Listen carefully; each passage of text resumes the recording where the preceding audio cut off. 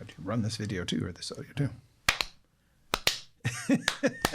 Got it out. I don't want to get left out. I love that.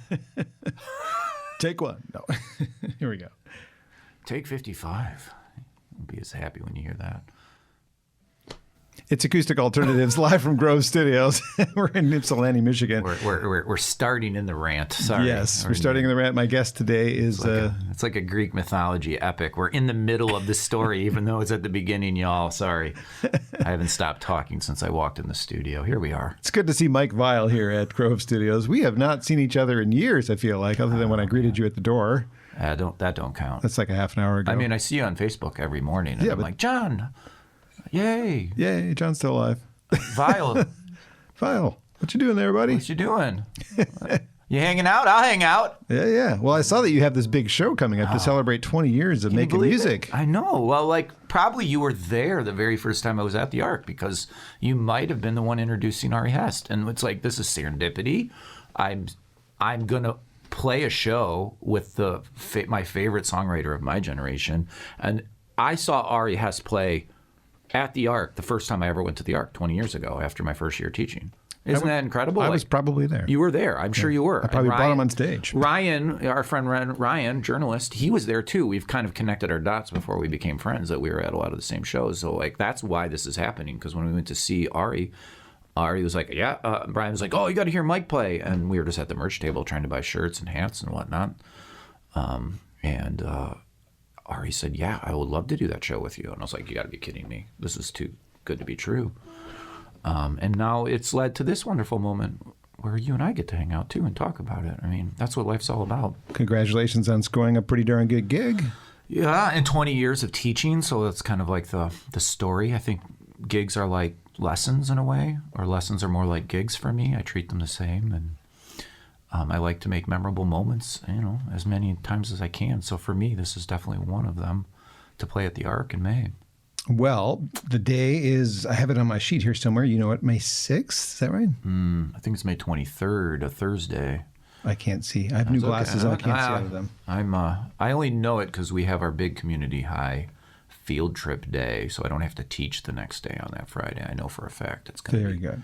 Yeah, I'll be doing tug of war with the students and cheering them on as we get demolished by the Langdrum Forum is going to beat the Vial Forum in tug of war, but don't tell my students that. They already know.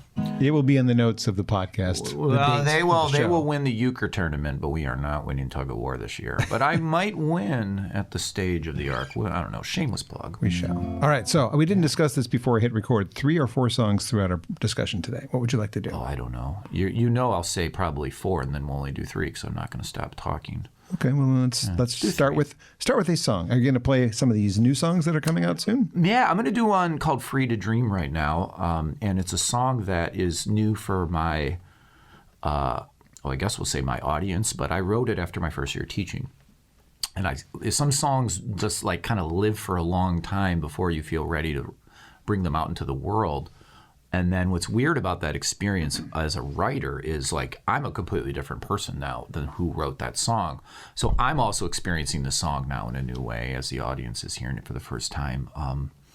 So I don't even really know what the song's about. I don't know who the speaker is and who they're talking to. And I love that because I have ideas of who it could be from my own personal life. I don't like to sometimes share the story of every song. I like to leave it more like a Pearl Jam experience where they can not have a music video in their mind. They can decide for themselves. But, there's a speaker and they're speaking to someone. Is it a love song? Maybe. Is it a goodbye song? Definitely. This is called Free to Dream.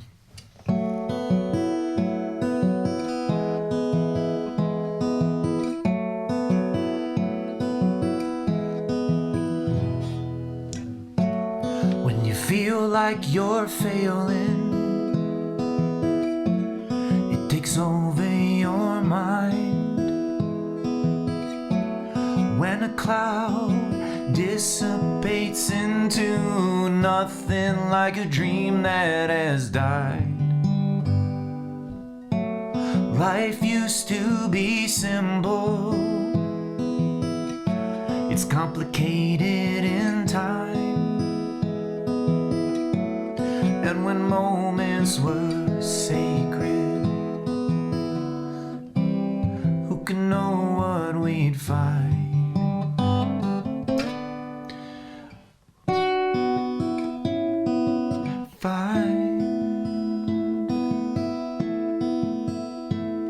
And you are free, free to dream without me. You are free, free to dream without me. When you silent your heart so you can walk away, entangled in all of those veins that were tugging you to stay. Life used to be simple, it's complicated in time. You should always be honest, even when you lie. We lie in this life, in this life, in this life. And you are free, free to dream without me. You are free, free to dream without me.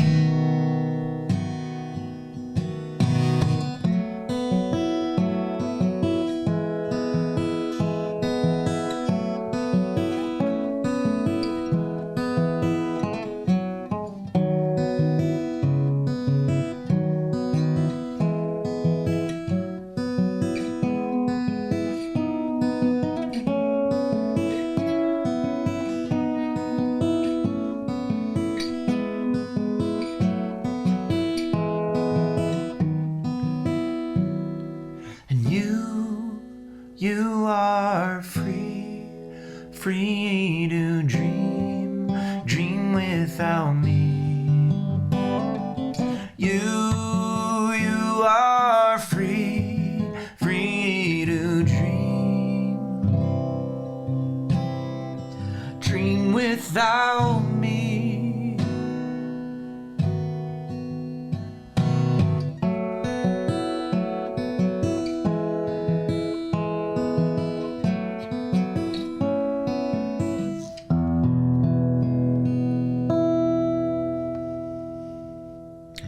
A song that's 20 years old. Maybe it's not weird. Nice. Mike Vial on Acoustic Alternatives here from Grove Studios. As we need to dig into your life. You're wearing the hats today of many that you wear. Community high school. You're a teacher, a musician, a husband, a dad, Not a friend. all who wander are lost, Tolkien said, but I have been wandering a bit and found my way to be teaching in Ann Arbor. Took a few interviews. My kids go to Ann Arbor schools, so there's always a blessing to be on the same schedule as my children. But I, as a musician, when I left teaching at Holly High School, which was an incredible experience in my 20s, but also one that I hadn't fully gotten in touch with, like, how do you manage the workload? How do you not bring your job home with you? How do you live in a small town when you want to do music as well? So I left teaching for a while to play music full time, but then I still found myself teaching, and I was teaching guitar.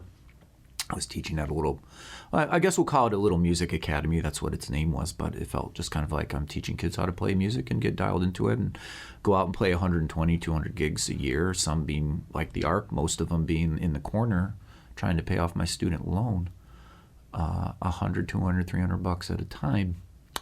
And now I'm in year 20 of teaching, and I guess in a way it's year 20 of releasing music.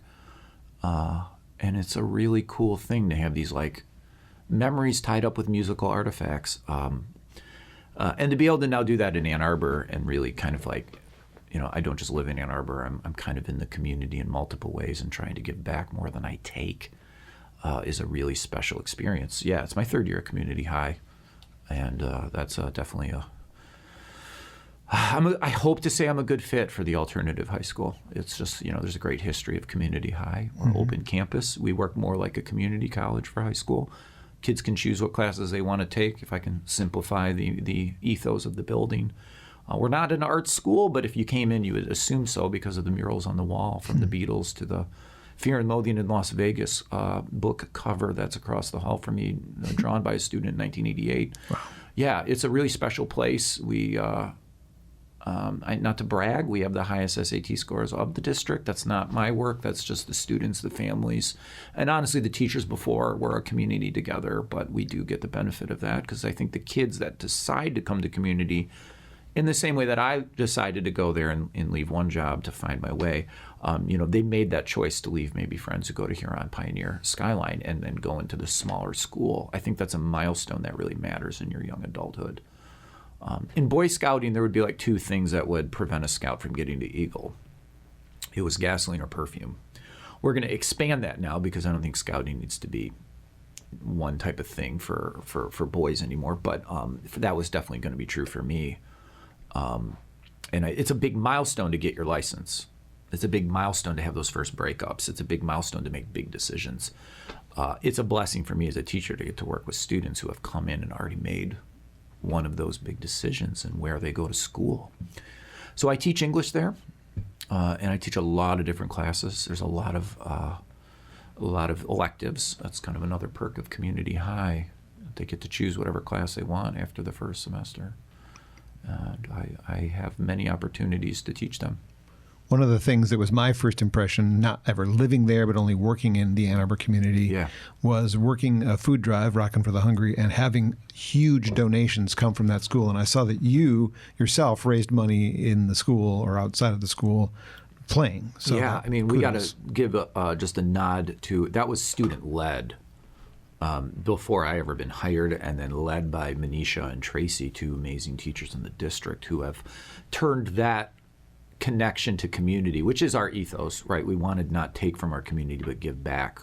We want to have learning happen not just in the building, but that we get out into the community, hence why it's called community. So what happened is a senior, but many years ago, before I was, I was probably a full-time musician during that year, just on his own came up with that fundraiser and, raised money. And then he got his forum class. Forum is a special class at community high. It's kind of like a homeroom, but it's a class. You're there to basically learn how to be a group together and then take that leadership out into your community is my way of saying it. But it's like a homeroom experience.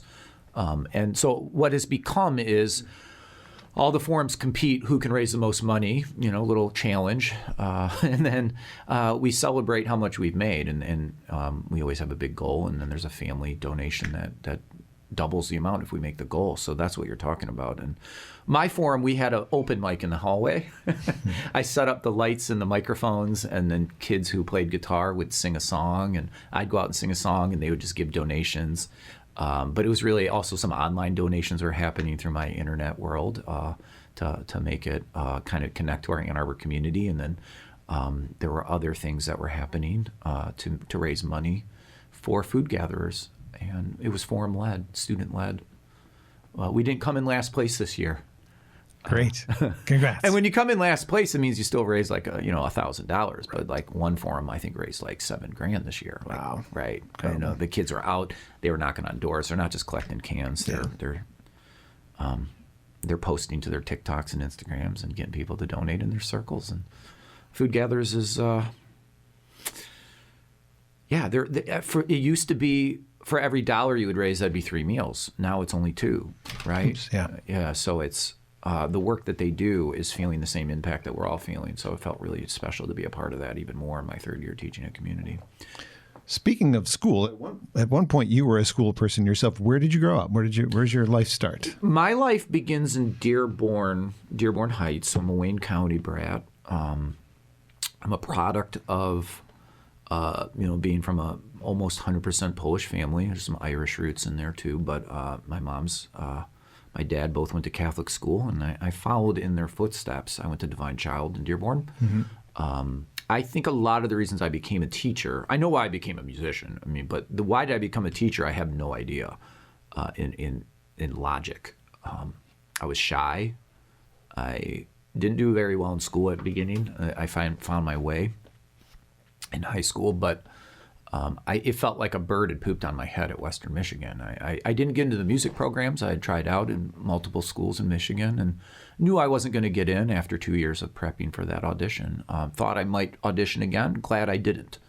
The rejection letters were a really good failure that led me to find new things, and my musical growth could be self-driven or teaming up with mentors, teachers, rather than having to be in a student loan payment. So I think it was the coaches and teachers who influenced me to see a chance to be a part of that in my future. A band director, Coach Carpenter, saw something in me in high school I didn't see in myself for cross country. I find myself being captain of the team after he died suddenly. Though that was a milestone for me in 16 years old, making friends that are friends to this day. And then music connects to that because, I make my first band in Dearborn, and you're learning how to be a person on stage and express yourself through your first songs and connecting to the music you love across all these decades of great music. I'm sure you had the same experience, John. And then it just comes through now in my persona of who I am in the classroom, which sadly is probably more who I am now in real life. It used to be a like acting. I have crossed into like, why so serious? I'm like the Joker now. I've lost who I truly was. But hopefully in a good way. I like to say I'm more Clark Kent and Superman, but I don't take the glasses off anymore. Okay. Well, when did you pick up the guitar? When did that become the focus? So, yeah, that's long story short, it's like most people, you find a guitar in your family, you pick it up, you strum that ugly E11, and you're like, oh, I'm done. For my friend Mike Gentry, he heard a Kiss record and he said he was destined for a life of not making much money. I think for me it was Pearl Jam and Nirvana. Once I could do that, and once I could play that in front of people, and they were like looked at me and said, "Wow, we remember you were like a huge dork in 7th grade. Now you can do that." There was no going back. But also, I took guitar lessons from an amazing teacher, Trish Miraz, and she taught me some jazz. And I took piano when I was 8 from a really great piano player, but she was 88 years old. So I didn't practice. I didn't know how to play. And she would be like, "What note is this, Mikey?" And I'd be like, I would whisper, "It's C." And she couldn't hear because she was 88. She'd be like, "You're right, it's D." And I was just showing up for the cookies. But it set like a feeling of like music is important. And I don't know why. I'm 8 till 10 years old taking piano lessons and going home on an out-of-tune piano. It's not fun to play and sound like worse than honky tonk. But when I stopped playing lessons, within 2 or 3 years, I'm playing guitar because I just felt like something was missing in my life as a kid, and I didn't know what. And video games weren't covering it. The minute I got the first electric guitar, there was no going back. I had a direct, it's like a ray gun into what I'm hearing through the speakers of a CD player. Kids, CD players are kind of like, like you're streaming. They're little circles, so they're frisbees that you would use to make music. You don't know what that is, kids. I'm old.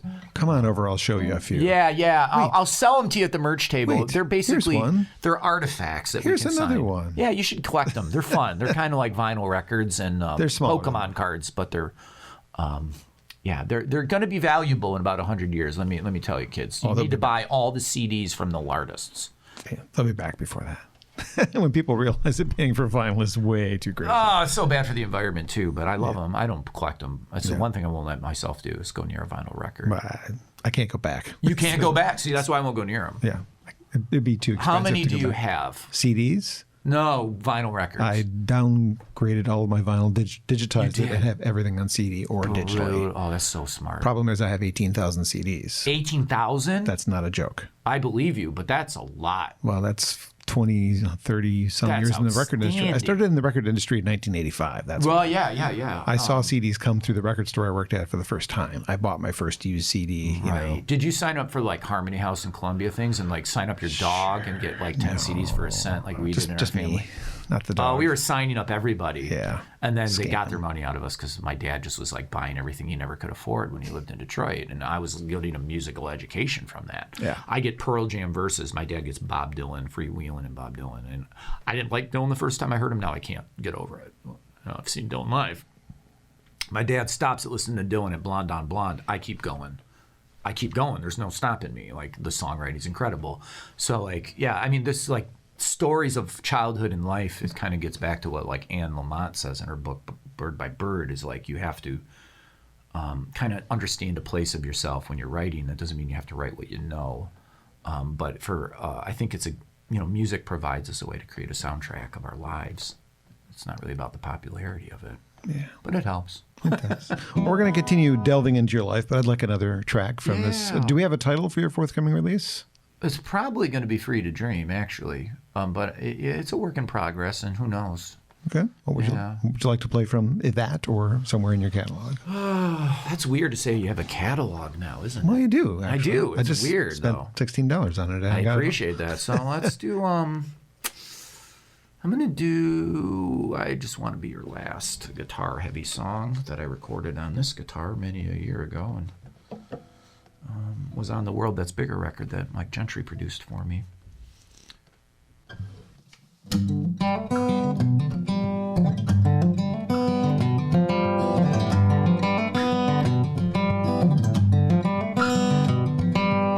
If sugar goes well with coffee, like the day mixes with night, I might be a little different than you, but we go together right. You treat me quite better than I've been treated before. I don't want to sound trite, I just know that I know for sure. We all live with regrets, we shouldn't care about the past.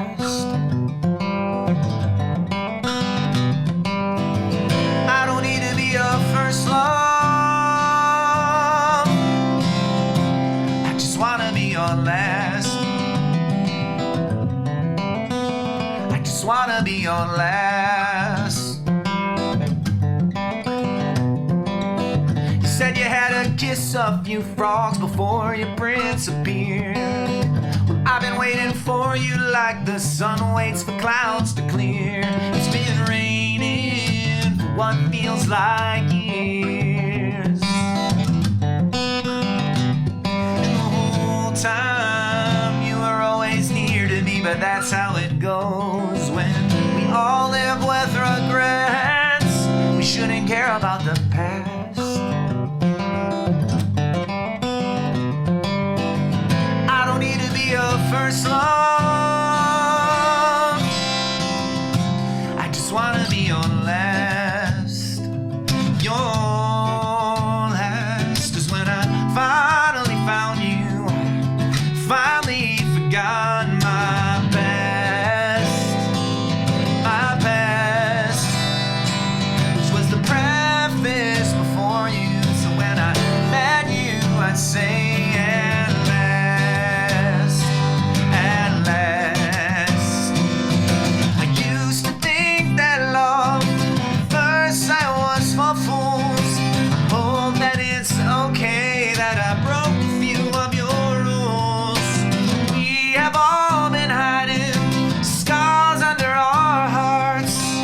I've been totally healing as after true love finally starts. When I first saw you, I first thought at last. I first saw you.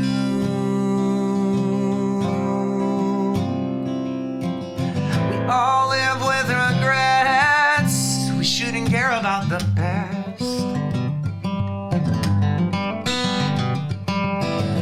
I don't need to be your first love, I just wanna be your last. Your last, your last. Ooh. I just wanna be your last.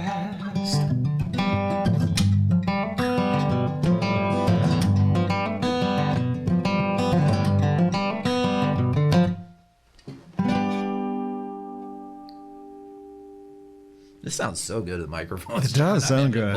You'll find that track 2 of A World That's Bigger, the EP, regular full-length album released. Gosh, where's the year on this thing? I've forgotten how long. Which one? That one? It's blending in now. 2015, 16, it's not 17. On the disc. No, it should be on the disc at the bottom, but it's 15 or 16. 16. I have new glasses, like I said. I can't see.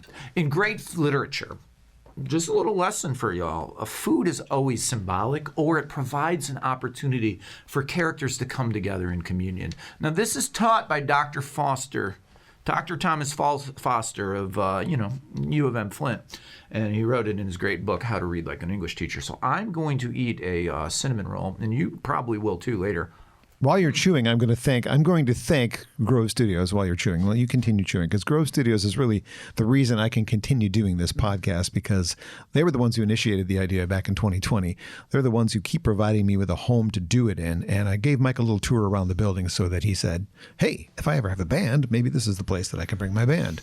I do have a band. It's just about whether the Great Lake Effect want to not be in a garage without heat for practice. I don't know if they're ready for the gorgeousness of a real place yet. Have they earned it? The motto here actually is get out of the garage, get into the studio. I love that. See, I blow the fuse in my house when I try to run the heaters and the mixing board and PA at the same time in my practice garage.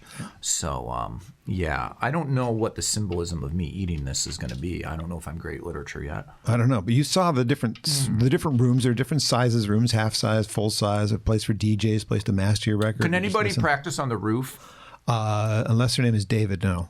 Get it? David I got it. I was leading into that joke. You took it out of my mouth. So that's good. Sorry about that. I mean, it's like the Beatles. We're going to practice on the roof and record it. There's a courtyard. How much is it to play on the roof? I don't have the figures in front of me. I really feel like you need to know that. Yeah. I'm reading the house rules, and it says that the roof is a little more expensive. The roof is on fire. We don't need it. Oh, I was just parallel thought. This is what I do. This is how I teach. I got 100 minutes to fill. They gave me block scheduling, so now I got to fill. I just rant. I'm a riff monster here. Well, let's talk about you again. Let's focus on you. Let's talk about you. You know exactly what I'm thinking. You're pulling it out. You're stealing my jokes. I'm setting you up like a baseball player. I feel like a baseball player at work. I'm the utility player. I don't know sports, so I don't know if the analogy or metaphor is going to work. But I'm setting you up in the third period for the baseball game, and you're going to get the home the field goal. No, you got that wrong, but that's okay. But you are going to get the points. You're going to win. Thank you. Thank you for that. How many musicians have eaten food on your podcast? 0. Now you can say 1. 1. What other things have not happened that I can probably do? How many have talked about Pokemon? Are they ready? 0. Okay. What about? Don't mention Paw Patrol. I'm not ready to go down that evil. What do you want to know? Well, let's continue your life. You went to Western Michigan and Kalamazoo, correct? I did. Formative years, man. Yeah? Yeah. And 2007 is when the first record, 3 Men Make a Tiger, comes out. Where does that fall into your life? Are you still in college? Oh, no. I started teaching in 2003. Okay. And I walked in to get my classroom keys. I was the youngest on staff for all 8 years, okay? Because I was like 21 when they hired me and 22, and I got the keys, and they're like, "Are you here for your diploma? I don't recognize you." That is a way to scare a first-year teacher, okay? I had to lie and say I was older when I was student teaching. It was wild, okay? Like literally a tornado hit the school when I was student teaching. Wow. It was I wasn't even a student teacher. There was like a teacher who like didn't want to teach anymore, and she would just get as many interns or pre-interns and just like throw us in the classroom. We're supposed to be observing, okay? Thank you, Western, for throwing me into the gauntlet. And then like you're asking about something else. Here I am telling you about the time I was like literally going full-time school. I'm trying to play a little music. I'm barely making any money. I'm living on student loans. And then I'm finding I'm like a half-time teacher at 19 years old. And I tell everybody I'm 23 in the classroom. And the lady leaves me with the class. Wow. And then a tornado hit the school and I cried because I could finally sleep that year. That was the first time I got sleep. A lot of the songs on 3 Men Make a Tiger probably got written after that experience. There's like an energy that I no longer how to connect to from that record. So to answer your question and come back to it is, like the first EP, a completely different music experience for you and I in the industry. I'm coming into it fresh. I'm recording in the studio. I'm recording this on my own paychecks as a teacher, I don't know what I'm doing. I don't know how to listen to my own voice. Do we use a click track? I'm refusing to let auto-tune be on it, but like, is that the right decision?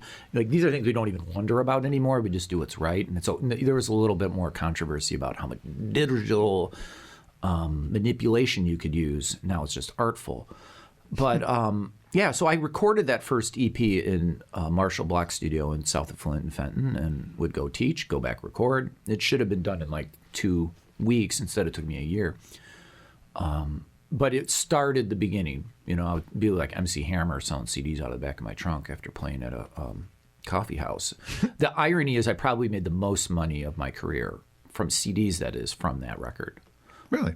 Yeah, because... And it's out of print, too. Right, but here's the irony is, like, people back then, one, bought CDs, but secondly, like, I recorded it, like Marshall just guided me through it. I recorded it so affordably. So like I could sell it at like $5, I'm making a profit, $10, making a profit. People would give me a tip. I would play in a coffee house south of Flint and I'd walk away with like 20, 30 CD sales. Parents would like literally be like, oh, I heard you're a musician. I bought your music on Bandcamp at parent-teacher conferences. So there's like, I had this false understanding of like how this is going to work. So when I released the next one, you know, amazing experience. But Dan Aiken, who had done City and Color, his niece Feist, I'm driving to Canada after school on a Friday, going to record. I'm going to quit my job and I'm going to be a full-time musician. I'm going to live as cheaply as possible. I'm very excited to do this, but I spent like $8 to $10 on that record. Now, $8 to $10 isn't a lot on spending for a record, but like immediately I'm already at a higher way I need to make it. I don't have a label doing this. I am my own label. So like it's interesting to look at, like you kind of like level up and you have to invest in the experience sometimes, not. But then so a lot of musicians are making it on the road now. You know, the road has kind of compensated for what our records used to do, and even for an indie artist like me, and I'm like directly indie. I'm not indie of a label who's really with a major label conglomerate. I'm straight up indie. The name is my thing I created. I've done all the paperwork. I booked the gigs. I booked the gigs. I've had an agent before. I've turned down a small label before. I'm glad I did, but really good people. Just wasn't going to be good for them or me. And because I'm so DIY, I'm always going to live in having to, you know, make sure the numbers work out so I'm not taking from my family. And I can figure out how to do that because it's just, it is possible now, like Grove Studios, right? Yeah. I joke that eBay is my record label, and it's 100% true because I just, you know, it started with reselling old toys that my parents had kept in my life. And then now I'm like, you know, finding some things occasionally at the thrift stores and using that money to, unfortunately, maybe buy another guitar. Don't tell my wife. Or, you know, and funding the sessions because I can't do the recording myself. I just don't have the focus or interest to be behind the computer anymore.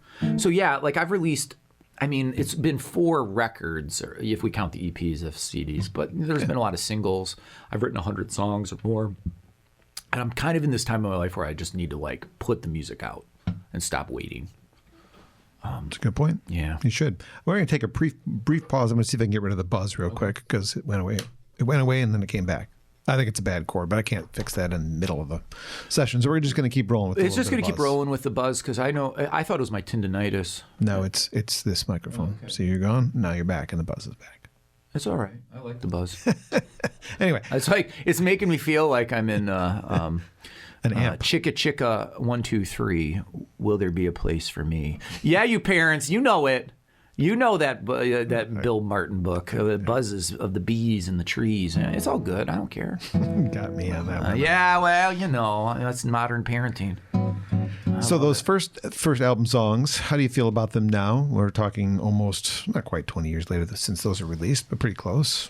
17 years later. Are you proud of those songs? Do you play those songs? Well, I'm proud of everything because I feel like music is a snapshot of our lives, and we shouldn't look back at our Polaroid pictures and judge that person in the past. But I'm a person who's always looking forward rather than back. Mm-hmm. So at the last time I played the Arc with Mike Gentry, I don't remember if that was last year or the year before. It's kind of a blur, but I decided systematically that I would go into every catalog. And I did a session of songs that were all about Kalamazoo, and they were pulling from each record because there's always a theme of Kalamazoo hiding for some reason in my records. probably unintentionally. But there's such a milestone of who I am when I grew up for those 4 years in college. I find one of those learning experiences and it influences something, or you write about a person you knew, or you write about the Brick Street, or, playing at the Club Soda and change the names. So like I did a session of songs and I played all three, and like so many people came up to me after and were like, oh, that was my favorite part of the show, which made me want to go back and just listen to Who Was Mike. And I've been doing that, not religiously. I don't really like listening back to my playing, but it doesn't sound as, for lack of a better word, as bad as I thought it did, because I was very much learning in real time how to sing, how to record. Mm-hmm. I think the guitar playing was getting there, but like John Mayer says, he was playing too aggressively on those first, probably 1999 to 2001. You can hear the energy of trying. I can hear that in my work. Mm-hmm. I back off now better. I have a more confident strumming hand that doesn't need to always be showing off. And I'm not a virtuoso, but there's a piece of me that's like, hey, I'm right here. Can you see it? And that person is no longer me. I've learned how to finger pick now. There's all these different tools in the toolbox. So I really like listening back. There's a song on Burning the Boats. I can't play it today, but Change Your Tune. I'm deciding if I'm going to do it or not. And I haven't played it in 10 years. And I'm like, wow, Mike Chambers really hit that one well. He also played the piano on that song. And that one is like one I was like, oh yeah, I was getting somewhere on that one. Kalamazoo on that record, I'm not proud of the way that we did it. My singing wasn't there. I can do it better now. I probably won't re-record it, but I'm proud of the song. And you can tell I love chords. Mm-hmm. They take me somewhere. So yeah, thanks for asking about that, because we do leave a catalog of work. Yeah. You've got almost 100 podcasts now. You've got a career, but it's also an art of what we're doing together. It's a social experience. I don't know, like, how does it feel to listen back to like your first couple podcasts? I can go farther back. When I started doing radio at WHFR in Dearborn, I have recorded those. Do you have those recorded too? I do. That's wild. And I can hear the improvements. I don't listen to them often, but I listen to them then to try to learn how to improve from myself. Yeah. Just listen back to, what did you just do? Right. What could you have done better? Yeah. And so I did that. I almost went to Henry Ford. They had a great music program in the 90s up edge, and they still do. Mm-hmm. The first time I ever called into a radio station is WHFR. I heard Bush's 16 Stone for the first time on WHFR. I mean, these are like, I'm just a kid in freshman year of high school being annoying on a Friday night calling in the DJs. Hopefully not you. No. I was doing, actually the show was called Acoustic Alternatives before nice. I turned it into something else at another radio station. But then I took the name back when I started back on my own. So. Yeah. Would you remember that several years after that first EP that you played at some NPR thing? And do you know that The World That's Bigger from that NPR session is actually online? There's a video of that. I stumbled into that. I was unaware. First of all, there was a page. I think it's an NPR station that you did it for. Might have been Folk Alliance. Oh, I'm aware of that. Wow. Yeah, that always feels like a year ago. There are some moments in my life, and it's probably because I'm a teacher. And I think for all you teachers out there, if you haven't considered that, like, we never left the experience of living by a bell. And I don't think that is really like studied enough. I'm not sure if it's healthy or unhealthy. It may be neither, but like, we don't know how to use the bathroom when we're in the middle of our job, where like you can do that at most jobs. Yeah. We don't. Let's come back. Community doesn't have bells, so this doesn't really apply to me anymore. And we're an open campus. I have a kind of a blessing with that, and my kids are really well behaved. But I think there's something to, like, I think in sections of my life, in like semesters and school years, and then other parts of my life sort of attached to those school years, or they don't, and then they just live and they always feel like a year ago. So like going to Folk Alliance and doing those things feels always like a year and a half ago to me. It never feels like 5 years ago, 6 years ago. It's really weird. The pandemic probably messed that up for me too. Oh, it messed all of us. Obviously, but I'm like one of those examples of new parent. My kids are online in kindergarten. You're going to learn how to read through kindergarten on a laptop. What? Right? And I'm going to teach as well. My wife's going to have to do her work next to the daughter. Like, I have no memory of the first summer. It's completely gone from my memory. So there's like also that has shrunk down how long ago the Folk Alliance's experience is, and touring and hitting a deer in Columbus on the way home after playing with the band that plays on Mountain Stage. I didn't get to do Mountain Stage, but I got to play with the band at like a cool gig after, and like all these things just feel like last year. So yeah, your question was, do I remember it? Of course. The second question is like, was I still like in one piece? Because I got hit by a car during that time. I don't know what they looked like. It's been a while. Am I on crutches? Is what I'm asking. Do you remember? The video is you playing guitar and performing. If I'm standing, I must not have been hit by the car yet. Yeah, I think it was 2016. But yeah, so I'm going to get hit by a car pretty soon after that. We'll get to that. You're ahead of me. We'll get to that. Your wife comes along sometimes, and sometime along in this period, and she, I imagine, is your biggest fan. She, well, maybe not. Here's what's. My wife is. I'm my wife's biggest fan, and my wife is. I've stepped into this in a poorly way, and I should have just said, of course. But the honest truth is, when my wife and I both quit our jobs, my wife is a rock star. Like I don't know how I have married somebody so incredibly inspiring. I'm not even going to get into the beauty and the intelligence but just the creative talent that my wife has. So like, and what we also share is like we're in completely different fields. I don't know how musicians can marry other musicians. I don't think it's just I just think it's just like too much music in the house.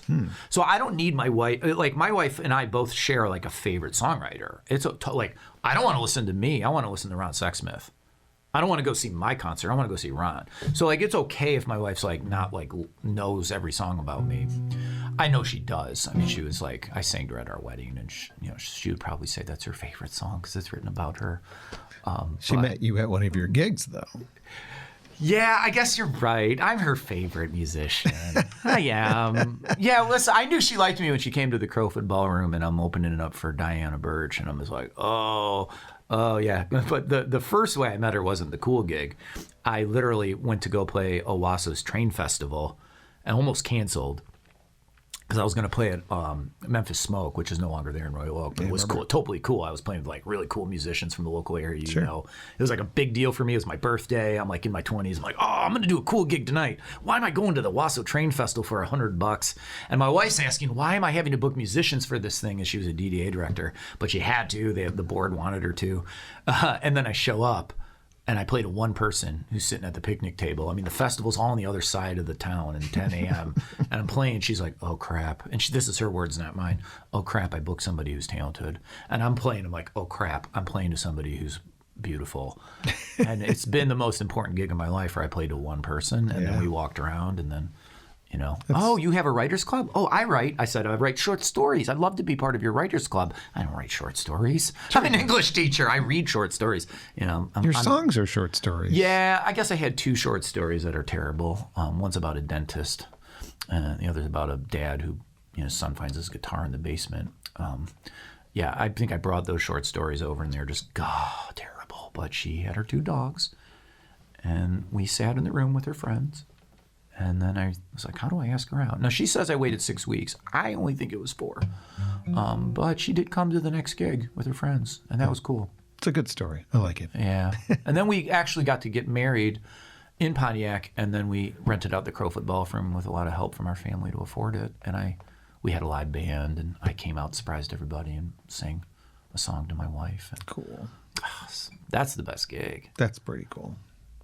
Well, over the course of your career, I know that you did full-time musician for a while before you went back to teaching. Right. In the last 5 years, have you done much playing outside of the mitten at all? Have you done much? This is going to be like probably the first time again in a while. I'm going to go play Wild Rose Moon in April. I'll do the Arc. I'm waiting to see. That's it. It's Michigan. Yeah, but it's going to be the thing that allows other people to realize, oh, he's back doing it. Like the Arc is really helping me out because we know the Arc. We're lucky to have it in Ann Arbor. It's nationally recognized.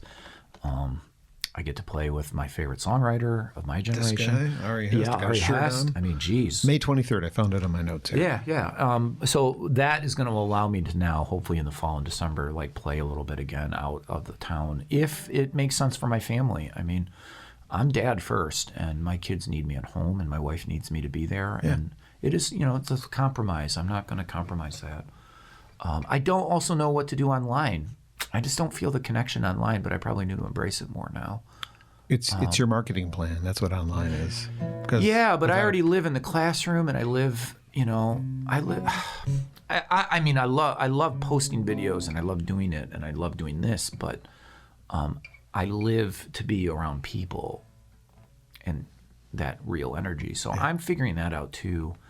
Even though I'm part of the generation that immediately started putting music up for free, immediately was fine with streaming, and could see the writing on the wall that live will be the way to make it, or teaching and stuff. So I'm happy, but I'd like to play 30, 40, 50 gigs a year again. I just don't know how to do that as a dad. It gets tougher. The new album is due out anytime? It's going to happen in May. May, okay. So. It's going to trickle out, and then it's going to be a full release. Okay. I'm going to test the waters with no rules. And I've recorded with David Roof, so songs are waiting to be posted. And they are going to happen. Can I hear one? Well, Free to Dream will be the next one that comes out. A lot of it, people are going to think there's going to be guitar, and then they're going to get a song where like Vial's playing piano again. Like, what's that about? So that's exciting. And then I'm going to have full band performances also. That I'm kind of getting people used to that. I started being on electric guitar, and then I came to acoustic guitar by default, because when you can't really like rock out in your couch dorm room. And then I also fell in love with the James Taylor era of music and Joni Mitchell. And then we had John Mayer, Matt Nathanson, Ari Hest, all these great songwriters, Jesse Balin, who else is coming out? And then locally, Jill Jack. I played with Seth Bernard at a festival. All these influences on the acoustic guitar, but it really just was by need to play acoustic guitar and not be too loud. In 2099. So now that I'm getting back into playing electric guitar and playing with a band, I'm hoping that doesn't feel too much of like a change up for people who are my fans and my family and friends. Mm-hmm. It's just the same Mike Vial performances, but it's different when you're giving up some of the sound of the drums. And I like it. I like being able to do that. I can play a new song from the record. Please. I got to retune the guitar, so I brought one. It's allowed. Is it? Yes. The tuning song should not be allowed. The tuning song is part of life. When Ani DeFranco was starting out, I love this story. I tell it to my wife all the time, because it tells her that I'm going to buy another guitar on the eBay money. Oh no, we need it in B for Open G. When Ani DeFranco was starting out, she uses all these open tunings, and she'd just bust strings and stuff. And it's so frustrating. But then when you get like 4 acoustic guitars, you always get the same question at every gig. Oh, you can't play all of them at the same time. And it's like, do you want me to tune in front of you for 13 minutes? Because I'm going to have to. Of course, there's a reason why I have 7 Taylors. It's not insanity. Okay, it's kind of insanity. Because they all have different tone. They're all different tunings. I don't care about tone. I mean, I should, but I don't for acoustic, like electric. I probably have an obsession with certain things, like why do I buy Black Sparrow Press? Well, Matt Jones gave me his collection for free, and then I was like, well, these are cool. They're all independently made. Oh, they're beautiful letterpress. Now I'm buying 100 of them like an idiot. Why do I play Taylors? Well, they're my favorite, but I think it's also like once I had one, I had to have 7.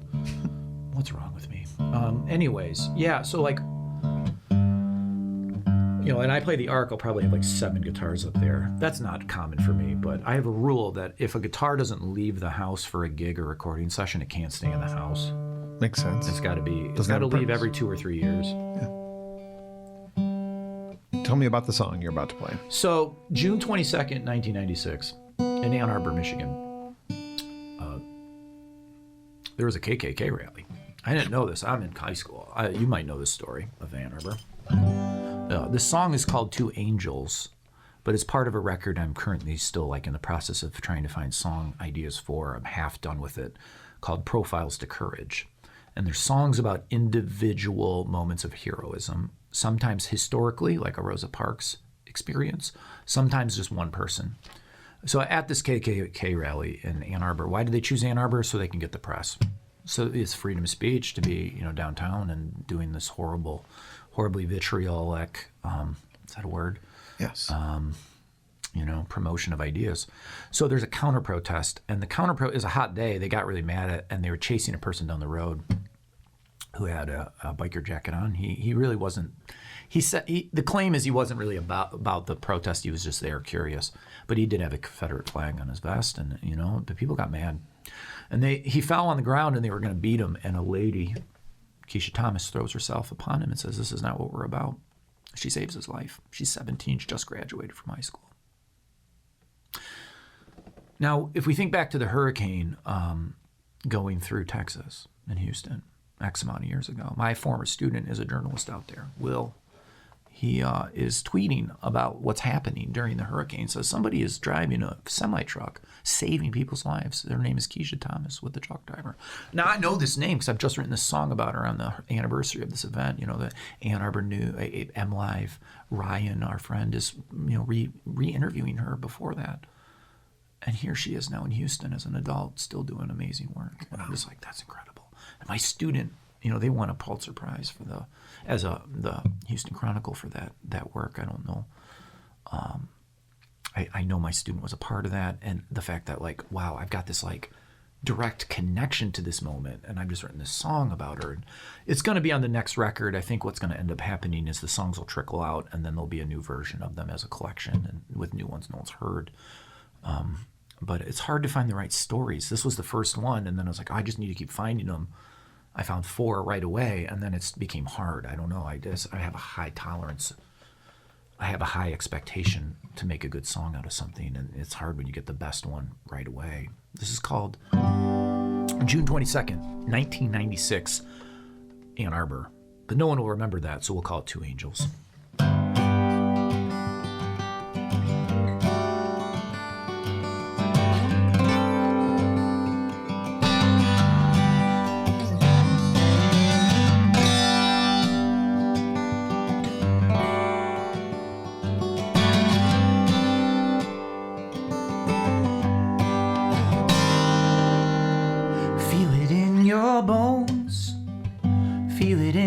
Feet.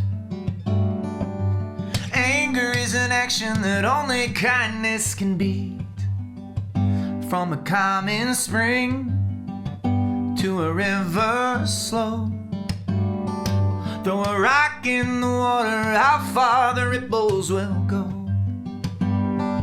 Throw a rock in the water, how far the ripples will go. Sew it on your clothes, only you command.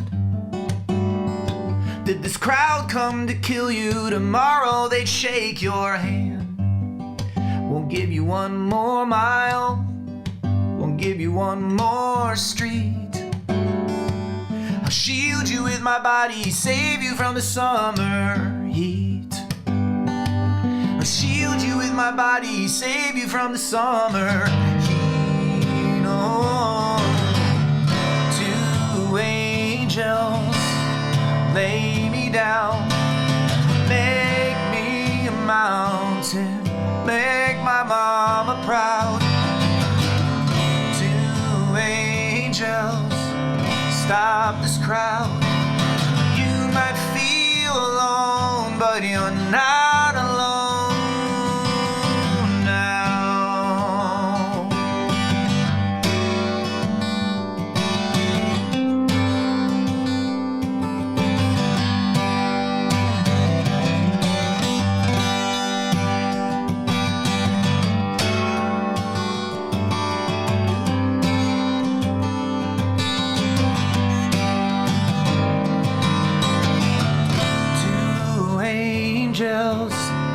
Lay me down, make me a mountain, make my mama proud. 2 angels, stop this crowd. You might feel alone, but you're not alone. Buried in our town is a forgotten song. We don't know when we lost it, but someday it will be found. It's buried in the ground where we all belong. You sing the melody, I will sing in the round. You sing the melody, I will sing in the round. I will sing in the round. Oh, I will sing in the round. This is when the choir comes in. Can you hear them? I will sing in the round. Here's where the youth orchestra comes in. I can hear the strings real high. I see a tear in the audience. I will sing in the round. I see Keisha Thomas in Houston with her nonprofit doing amazing work. The choir is still singing. I will sing in the round. The drums kick in. The bass is playing. I will sing in the round. Oh, we're all back there, 1996. I will sing in the round, but we're singing together this time. I will sing in the round.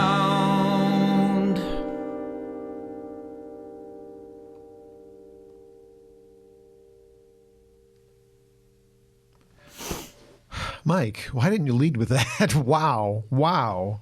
Wow. That is a wow song. God damn. I can't, I mean, like you don't get them. You don't write them. They find you. You know, you hear this from songwriters, and it's probably a universal experience in all forms of creative work. It happens for you too, because you'll find that right phrase when you're talking to somebody that just, you can't recreate it. You didn't even write it. It just happens, and you share that right question, and somebody's going to drive home and they're going to think about that, and it made that conversation better. For us as songwriters, John, we don't write that. There's the words and the experiences and the ground and the images we're borrowing them. We're borrowing them. Mm-hmm.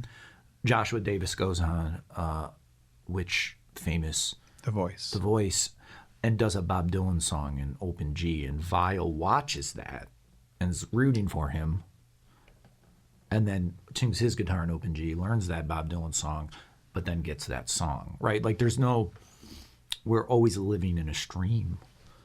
Yeah, and you can see why I'm struggling to find songs that are going to live up to that, because when you get one like that you're like, I didn't write that. That's not mine. That's just now all of ours. I've got 4, and 3 of them are like that. They're like that was like, for me, like I can't get better than that, but the other 3 are pretty close. And then like I'm struggling to get other ones, but it's going to happen, you know. That's a gem. That's a gem. Thanks. I only have played it in Ann Arbor once, and I'll probably play it at the Arc. No, don't probably play it at the Arc. Play it at the Arc. Yeah, it's Let me give you some advice. Play that at the Arc. I will, but I don't know if it works as a band yet. You know, the song doesn't know what it wants to be yet, and I like if songs have to be able to be solo for me too. It moved me as a solo piece. It doesn't have to be a band. No, piece. It doesn't. But I can hear, like I didn't plan what happened at the end. I'm literally like, the tears are real, because I'm like, I have a version where I hear a choir. I hear a version, and Roof knows what I want to do, because I've got I will sing in the round, and I want to make a round happen, but it can't be from just that one thing. You know, mm-hmm. you want to end it with everybody singing together, but it's not the perfect call and answer moment. Yeah. They have to be led as an audience with somebody else behind you, and it's got to make sense. Yeah. But maybe it doesn't. I don't know. But it's cool, because like we're all borrowing from the same chords, you know, colors and palette, and Keisha Thomas is still doing great work. Well, I see that real life events are inspiring at least that kind of a song. What other things are inspiring music and lyrics for you? Music always comes first for me. You know, some people, and Mike Gentry just posted this on his Facebook, attached to his mom's art etchings right now. I'm really enjoying those posts on social media. He asked, you know, some songwriters are like amphibians. They're constantly creating a lot of tadpoles to see which one stick. And then other people are like mammals, and you only really birth 1 or 2 a year. And I'm more of a mammal. But I have the instincts of an amphibian. But it only comes in music. And it really is about, I've learned that, like, people, another songwriter, I wish I could remember who said it, but you're either a spurt writer, or you're like, you write all the time, or you only write occasionally. And you're always writing, because you're always taking it in. I have tend to come in spurts, and then I've also tend to like not write a lot. But it's always life getting in the way. I think that, you know, when we're young, we can write more at night, and then when you're a family member, you got to realign your life. Jill Jack said at Nor'easter Festival when I was doing a songwriting circle. I always remember this. It's rent-free in my brain. She's like, I had to learn how to write when the baby was napping. I was like, oh, shoot. Oh, of course. I shouldn't be, like, staring at my phone. You know, that's where World That Bigger came from, is because I chose to follow her advice, and I wrote when the baby was napping literally right next to me. It's in the picture. So I'm trying to do that more. But I also believe we I triple time also believe that we only have so much energy and we got to recharge. And a lot of my energy, as you can tell, ends up going into the lesson plan and into the performance of teaching. It is very much a performance, sometimes at a curse and blessing of the students. And I don't have a whole lot to give back until the summer, which is okay. Yeah. You know, but I don't like that. I wish I had another 4 hours of a day. Wish we had 28 hours in a day, so I had more time, because I got to get into the water and I got to swim for a while. A song like "I Just Want to Be Your Last," that isn't just like a writing session. That's a living with that song for like a day and not eating food, you know, when in my 20s, and playing that riff because I just like to play. And then there's a moment where I know something's going to finish and become a song. And there's sometimes where I get stuck in a loop and I just have a cool little musical piece and it doesn't really go anywhere. I can't explain why I know when it's going to get done. And it's usually the words starting to find. So I'm going to probably have another major writing spurt soon, because my kids are getting older. They like hearing my music at home. They'll give me a little bit of space, and I'm learning how to control my time and not give it up to the cell phone. Hence why I disappeared for 2 years. Oh, well, we're glad to have you back. I'm back. Glad to have you back. May 23rd at the Arc opening for Ari Hest. I'm proudly again wearing one of my 2 Ari Hest shirts. Mm-hmm. You can go back in time into the podcast archives. He was here 52. A couple years ago. Oh, that was a great experience when he was putting out a song a week. Yeah. Can you imagine trying to do that yourself? Tried it, failed every time. But what was cool was trying it. The failure was actually got me more songs than I would have by not doing it as an early. It was a polar vortex. 2013, 14, 15, somewhere in there. Yep. I didn't own a house yet. And we had a lot of songwriters that were participating in the Bob Schneider way. I was inspired by how he had a club, and they would email out a word. Burning Bright comes from that. 2 or 3 songs from the World That's Bigger comes from that. There's one song that ended up on like 10 records. That week's prompt ended up Ghost into Something is on like 10 records out there. A lot of them, you know, indie artists that go to Folk Alliance and things like that. Mm-hmm. Carrie McFerrin is one. Lyle Strickland is one. So yeah, I'd like to do it. I think I have it in me to do a song a week. Might be after the kids are in full-time school. You're right. When you're not so busy. Yeah, or if, you know, the lesson plans aren't happening every night, because I get so many new classes to teach right now as a new teacher in the district. Steady income, however, is an important part of the equation. I don't believe in starving artists. I know that Ari Hest does. He believes you got to go for it. I think there's something to that. But if you're stressed, you ain't writing. If you don't have anybody backing you, then you are literally have no capital to work with. You know, I had some limitations that I should have thought through a little bit more in my 20s. And maybe been a little more open-minded to moving to Nashville, New York, LA. I'm glad I didn't. I don't think it would have changed my life as a musician, but it's hard to be I'm not a big fish, but for lack of an analogy, a big fish in a little pond is still a little pond. How many people really break out of our city and have a career? It's in any profession like this, sports, musicians. Like there's sports going to be is even worse. There's going to be cream of the crop, and then there's going to be people trying to be cream of the crop. And anybody who believes they're going to be a professional sports or athlete and don't have any professional sports athletes in their family, you're done already. You don't have the DNA. That is even, you know, I think it's for music. There's a little bit more of you can work on craft a song. You can find your own voice. I can't break beyond. I can't sing 80s rock at a bar gig, but I can do something. I can change the key, and I can do Drift Away by Dobie Gray and get somebody to put $20 in the tip jar and take that money and learn how to play my own song. And there is a physicality that I think we all have that allows us to do our own thing really well musically. I'm a small person, but I can still stretch pretty good. I can do a full octave on the piano. So like my fingers aren't getting in the way, you know? My limitation of why I don't play guitar, and I've told many people this, is I was born with 6 fingers on this hand. I understand. And I can't spread that finger out any farther than that. That's as far as it goes. Yeah, I've taught somebody with that kind of challenge. They broke their fingers during baseball. And I think but if you ended up wanting to, you would have to learn in your own way. That wouldn't be, somebody would just have to let you find it, and then you would do something no one else has ever done before. Or pick up a mandolin, which has a shorter neck, and learn that. Yes, I'm teaching myself that in... maybe someday. What's this small instrument? Ukulele. I got it for my kids. Yeah. I told my wife, but... It's you. Ukulele. Mike-kalele. All right. What shall we do next? We shall either continue the questioning, although we are already past an hour. Oh, what do you want to do? I was going to get one more song. Let me ask a couple more questions, things that I was curious about. I know. Okay if I'm tuning during your... Sure, you can listen. I know you were hit by a car walking to a gig, which is probably the strangest thing that's happened on the way to a gig, not a good one. What's the strangest thing that happened at a gig, other than meeting your future wife? Because that kind of counts as a pretty good story. Sometimes questions make immediate answers, and sometimes I got to ponder. Well, only because it's like other things are more memorable in my life right now. It's like remembering the novel you just taught versus To Kill a Mockingbird from 2003 lesson plans. What's the weirdest thing that happened to me at a gig?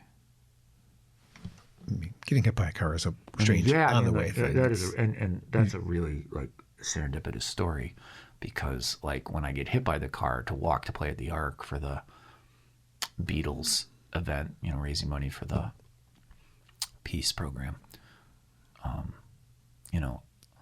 You get hit, you feel a rush of adrenaline, and you're like, I'm gonna go play this gig. That's how stupid I was.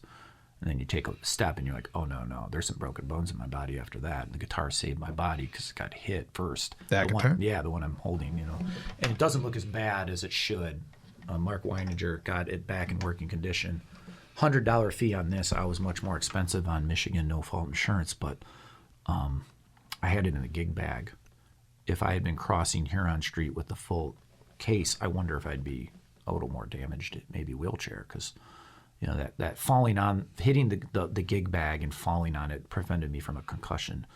But what's weird is when they put me in the ambulance, and then the first officer gets there, he goes, "Hi, Mr. Vial." What? Oh, yeah. I taught him English my first year teaching. And he's the officer on the scene. Oh, wow. I don't believe in, I think we find our reason for things happening. I don't believe that everything happens for a reason personally. But it allowed me to reconsider, maybe I should be back in the classroom. I miss the energy of that. And I like it more than teaching guitar lessons, weirdly enough. And so that is the weirdest thing, right? Another weird thing is you play a gig, and I don't know. I don't even know. If you play a gig at a pretty cool event, right? Like a festival where Bare Naked Ladies are the headliner. That's the biggest gig I've ever gotten to do on the smaller stage. I don't want to claim I open for them. That's not that type of gig, but I thankfully to Fusion shows, I'm the local act. And I'm playing, and I'm opening the festival, and people are coming in, and I see former students. And they're like, "We came to see you. We didn't come to see any of these other bands, Imagine Dragons or whoever else on the bill." And I'm like, "You're serious?" And they're like, "Oh, yeah, Ben Folds is here, and we wanted to hear that song because you played it for us in the classroom. And then we did that poetry assignment, and I always remembered that." And then you're talking to them after your gig, and you thought you were coming to be a musician, and you realize, oh, no, I'm just still Mr. Vial. That's so amazing. Impact. Right? I don't even know what to say about that type of thing. You're going to be remembered for more than your music is what you should say, because that's the fact. I've had more of the reason I have music listened to is because of the connections to community. That's just what it comes back to. And the minstrels of the past were always that way too. So that's weird, but in a good way. When you're doing like a bar gig or a gig where you're playing in front of a large audience like that, is it hard to concentrate with a lot of conversations and I'm used to it. I think the teacher in me is like used to trying to sell something on something people don't want. Just focus the like not every student's coming in wanting to read Kitchen, the Japanese novel, but I'm going to try and make it the best experience they can. You know, like I don't think anybody wants to take a multiple choice test, and there's ways that I have ways of trying to be equitable with it. But before we do, I'm opening up Pokemon cards, and we're going to change the test if we open up this card and then making it fun in a game, and they're all having fun, you know, we're all watching it and making fun of TikTokers who do it online and all that stuff. So like a bar gig for me is really just a paycheck, and it's a different type of gig too because I like being a part of the bustle. I am there to provide. Some of my songs work, but also I don't mind playing a cover in that environment because I'm part of your memory. You know, as Mike Gentry says, everybody's leaving still liking each other. That was a good gig.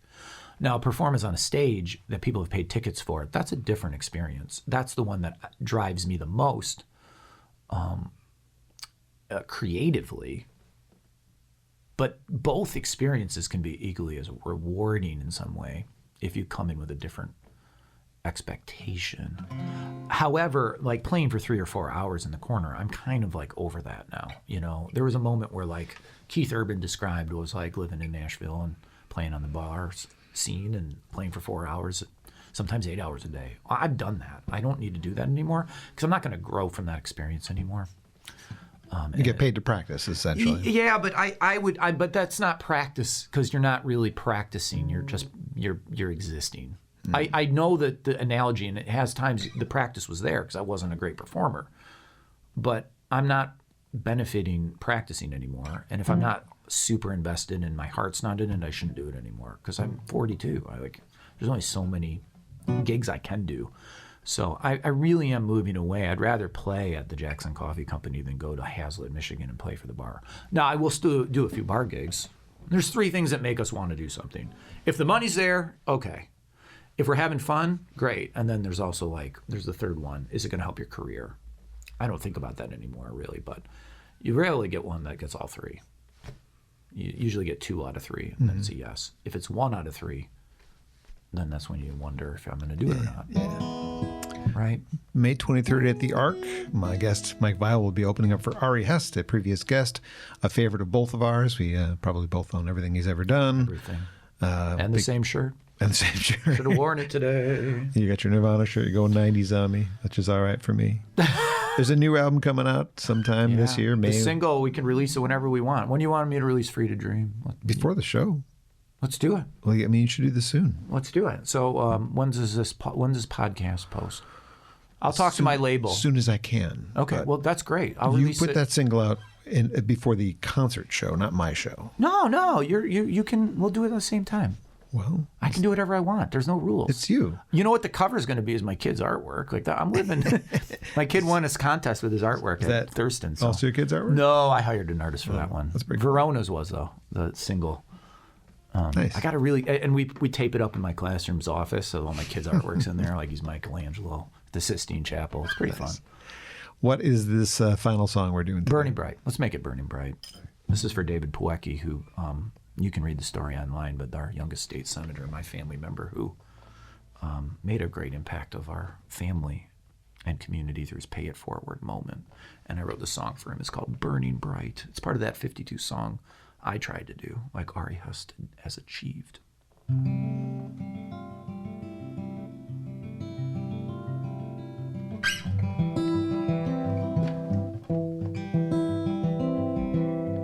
A life strange, our time promises tomorrow. Yet we're a thread of gold cut without sorrow. If there's only one song I sing a closing hymn under candlelight, I'll think of you, burning bright. At the edge church stained glass story in the distance. Shared some words of my search, the pain of your absence. If there's only one star I see up in the sky on a closing night, I think of you, burning bright,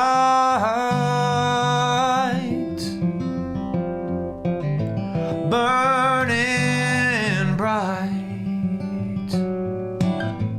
burning bright. I think of you, burning bright. I carried you like you carried me times before.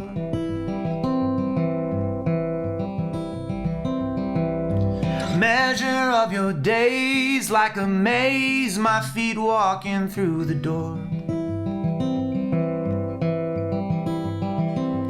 If there's only one myth I read, an epic line, Phoenix flight, I think of you, I think of you, I think of you, burning bright.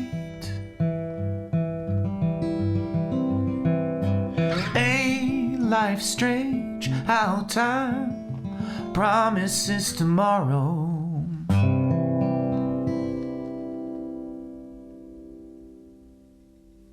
My wife told me I could do this whole thing with one guitar. I didn't believe her.